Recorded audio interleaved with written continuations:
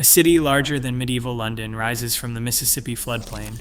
No steel, no wheels, no written language, just earth, timber, and human hands. And somehow, over 120 massive mounds climbing toward the sky.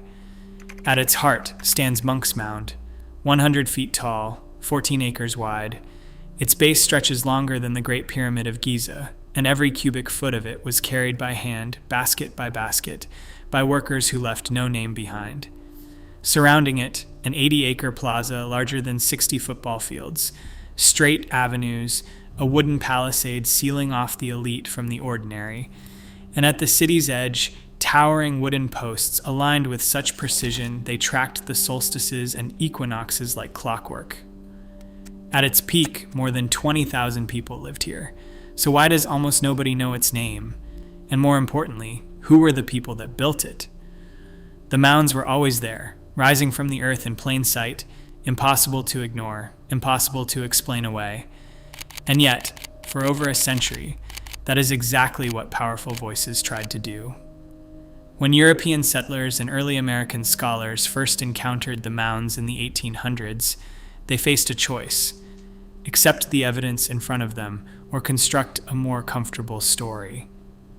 They chose the story. The argument they made was not subtle.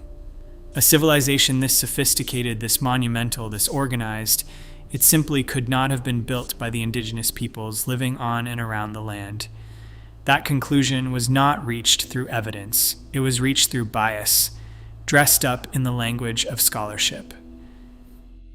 And so the myths began. One of the most enduring claims was that a Welsh prince named Madoc had crossed the Atlantic in the 12th century, centuries before Columbus, and led an expedition deep into the American interior. His followers, the story went, were the true architects of the mounds. They had raised Monk's Mound, designed the plazas, aligned the wooden posts with the heavens, and then vanished, absorbed or destroyed by the native populations that came after them. It sounds like the plot of a novel, but this was not fringe thinking. The Madoc legend appeared in books, in lectures, on early maps.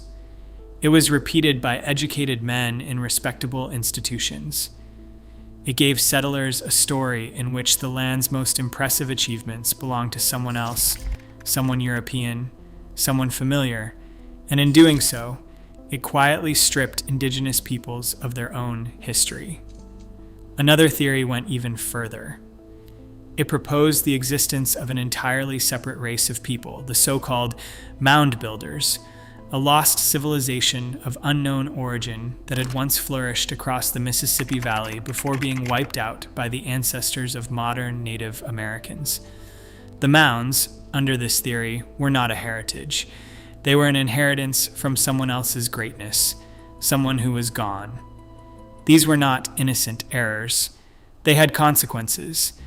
They were used to justify displacement, to argue that native peoples had no deep claim to the land because they had not truly built what stood upon it. Then science arrived. Beginning in the 1960s, archaeologist Melvin Fowler led systematic excavations at Cahokia that began dismantling the myths piece by piece. What his team found was not the remnant of a lost race. It was a living city. Pottery styles matched the known traditions of indigenous groups. Stone tools followed recognizable regional patterns. Neighborhood layouts reflected cultural continuity with the peoples already documented across the region. Most telling of all was what turned up inside the mound fill itself. Broken pots, animal bones, corn cobs, the ordinary debris of ordinary lives, packed into the very body of the monuments. These were not relics of a vanished world. They were the leftovers of lunch. Radiocarbon dating removed any remaining doubt. Cahokia's peak fell between 1050 and 1200 CE, centuries before any European set foot on the continent, centuries before Madoc's alleged voyage, centuries before any outside hand could have shaped a single basket of earth. The myths had buried the truth. Now the ground was giving it back. It sits low in the landscape, easy to overlook. a gentle ridge southeast of Monk's Mound, unremarkable from a distance. But beneath the surface of Mound 72 lay something that would stop archaeologists cold: more than 270 burials, layered over decades, each one a sentence in a story about power, sacrifice, and a society divided in ways that still feel unsettling today. Two discoveries within that mound would define everything. The first was a man, aged somewhere between 40 and 50. He had been laid out with extraordinary care on a bed of more than 20,000 marine shell beads, arranged deliberately in the shape of a bird with wings outstretched. Beneath his body, a cape of shells shimmered. At his side, dozens of finely crafted arrowheads clustered in careful groupings. Whoever buried him wanted the world to know exactly who he was. Archaeologists would come to call him the Birdman. His bones told their own story, separate from the ceremony surrounding them. He stood taller than the people around him. His teeth and skeletal structure showed a lifetime of richer nutrition, heavy in maize and protein, the diet of someone who never went without. But it was the chemical signature locked inside his teeth that delivered the most unexpected detail. The minerals fixed in tooth enamel during childhood reflect the geology of the place where a person grew up. And his did not match Cahokia. His origins pointed southeast, hundreds of miles away. He had not been born into power here. He had arrived, and he had risen. His grave goods confirmed the reach of his world. Gulf Coast shells, copper from distant mines far to the north, objects that did not belong to any single place, but to a network, a web of connections stretching across the continent, all of it converging in his burial pit. Then came the second discovery, and it cast a long shadow over the first. In a single pit nearby, excavators uncovered the remains of 53 young women. Most were between 18 and 23 years old. Their bodies showed no signs of violence, no wounds, no trauma. But the uniformity of their ages and the clear evidence that they had all died at the same time pointed to one conclusion. This was a mass sacrifice. They had not been buried with ceremony. Their grave goods were sparse. Their physical stature matched that of ordinary residents. And unlike the Birdman, whose childhood chemistry pointed far away, isotope analysis of the women showed that most had grown up locally. Their entire lives had unfolded within the rhythms of Cahokia itself, and their deaths, it appears, had been arranged to serve someone else's passage. Physical anthropologist Kristen Hedman has spent years studying these remains. What she found was a society written in bone, sharply divided by status, by origin, by who was honored and who was spent. The Birdman's burial spoke of authority that stretched across a continent. The women's grave spoke of what that authority cost. Together, the two discoveries framed a question that the bones alone could not fully answer. Where had all these people come from? And how many worlds had quietly collided inside this city? The DNA was about to tell them. The laboratory is deliberately cold, sterile. Every surface designed to keep the modern world out so that something much older can be heard. Dr. Jane Sorensen works in near silence, moving ancient teeth and bone fragments between ultra-clean extraction chambers with the kind of precision that leaves no room for error. A single stray molecule of modern DNA could corrupt everything. What she is listening for are whispers, genetic traces left behind by people who lived and died 1,000 years ago, preserved by nothing more than cold earth and fortunate chemistry. The method she relies on is mitochondrial DNA analysis. It targets the maternal line, passed from mother to child, generation after generation, largely unchanged across centuries. It survives longer in ancient remains than almost any other genetic material. And when the sequences extracted from Cahokia's burials were finally compared against regional databases, what came back was not what anyone expected. The data did not describe a single local population growing slowly outward from a common point. It described a city full of strangers. Strontium isotope analysis of 87 teeth drawn from Cahokia's burial sites produced a result that is difficult to absorb. 87% of the individuals tested had grown up somewhere other than Cahokia. Not a few outliers, not a small migrant community living at the city's edge. Nearly 9 in 10 people whose remains lay in Cahokia's earth had begun their lives somewhere else entirely. The chemical signatures fixed in their tooth enamel during childhood do not fade and do not lie. They are a geological record of origin, as precise as a fingerprint. And the origins they recorded stretched across an entire continent. Some individuals carried the geologic imprint of copper-rich terrains in Michigan. Others matched the mineral profiles of the shell-rich coastal soils of Florida and Louisiana. Still others pointed north and west to the open plains and the Great Lakes Basin. Haplogroup mapping deepened the picture further. By tracing patterns of maternal ancestry across the burial population, researchers uncovered a patchwork of lineages rarely found concentrated in a single settlement. Elite graves, common burials, mass interments, all of them showed the same striking diversity. Cahokia had not grown from one community, it had drawn from many. The archaeological record had been hinting at this for years. Copper from the Great Lakes sat alongside shells from the Gulf. Pottery styles from distant river valleys appeared in the same layers as locally made wares.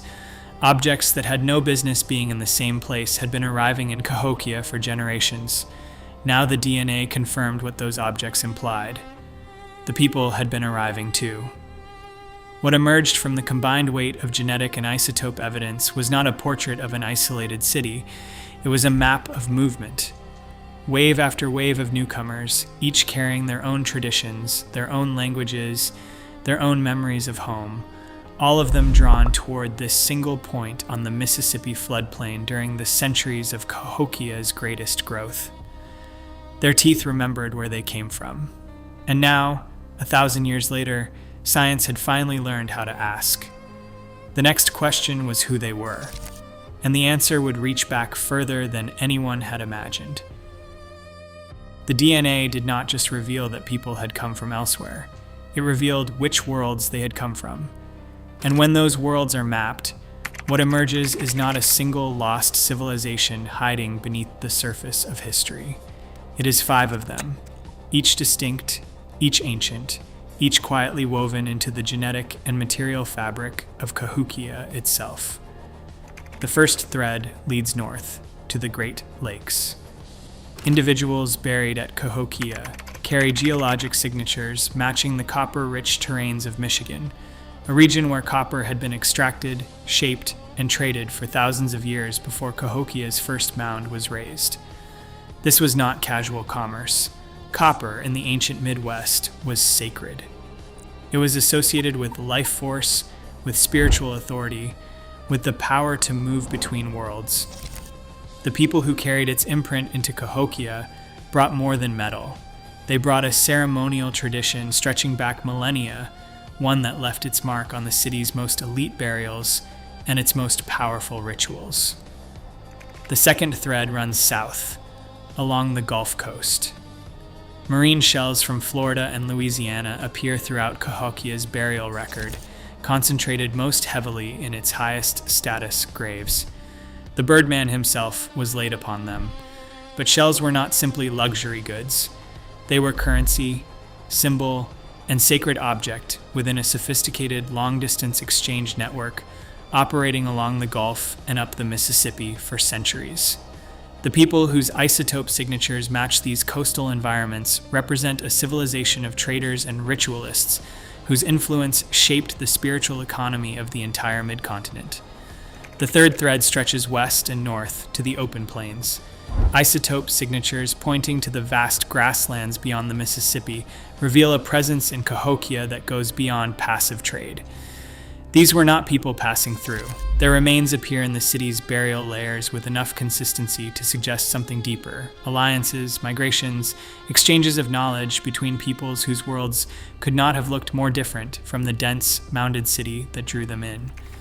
The fourth thread leads southeast, and it may be the most significant of all.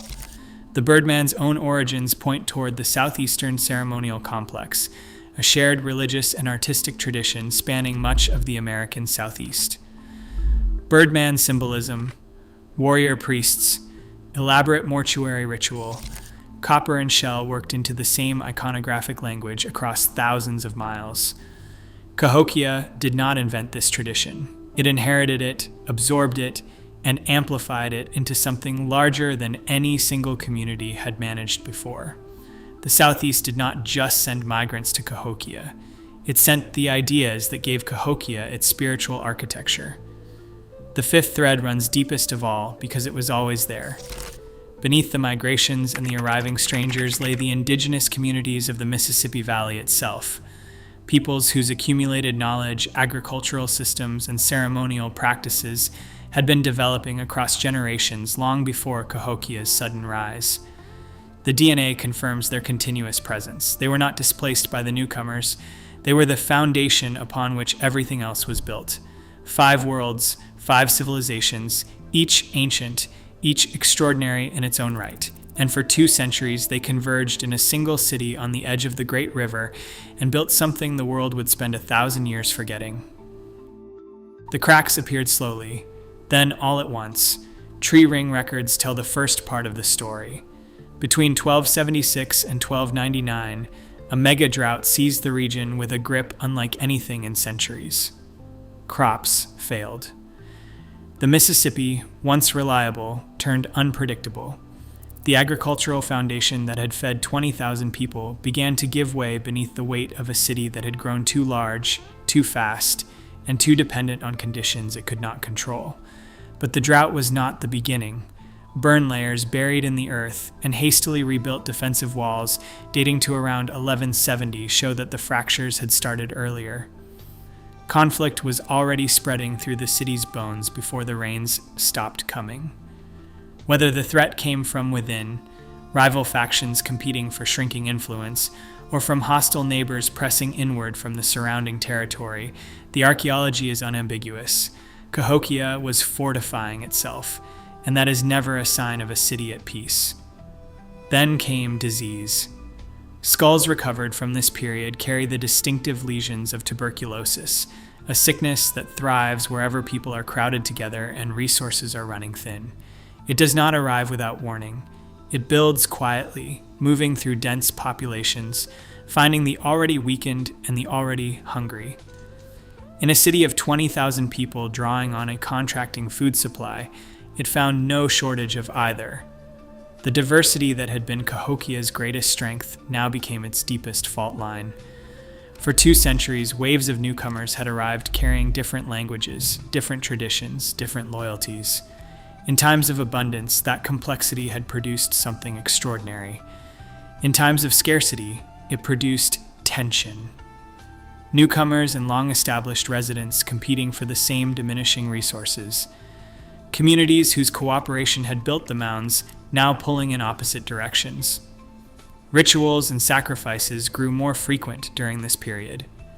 The archaeological record shows an intensification of ceremonial activity precisely as the material conditions deteriorated, a society reaching for spiritual solutions when practical ones were failing.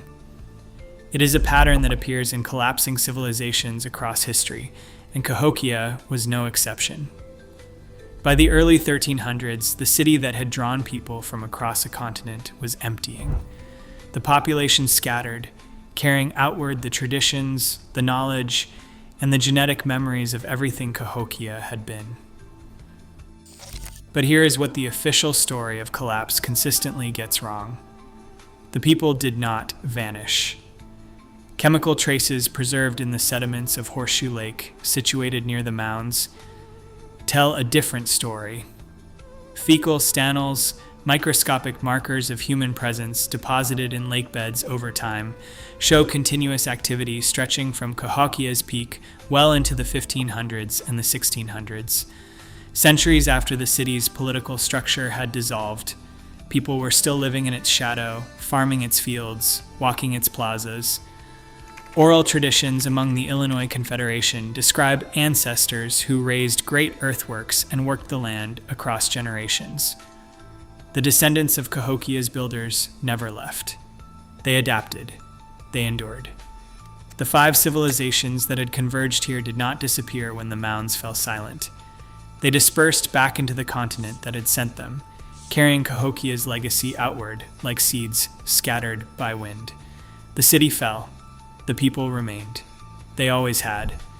Cahokia was not an anomaly. It was a convergence of peoples, traditions, knowledge systems, and ambitions drawn from across an entire continent. The DNA did not just identify its builders. It revealed a North America alive with interconnected civilizations long before Europe looked westward. These were not nameless primitives. They were engineers, astronomers, traders, priests, migrants, and dreamers. They carried their homelands in their teeth and built something the world spent 1,000 years forgetting.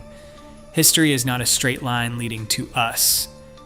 It is a web, and Cahokia sits at the center of one of its oldest, most complex nodes. The question is not whether these civilizations existed. The science has answered that. The question is why it took us so long to look. The bones were always speaking. We just had to learn how to listen.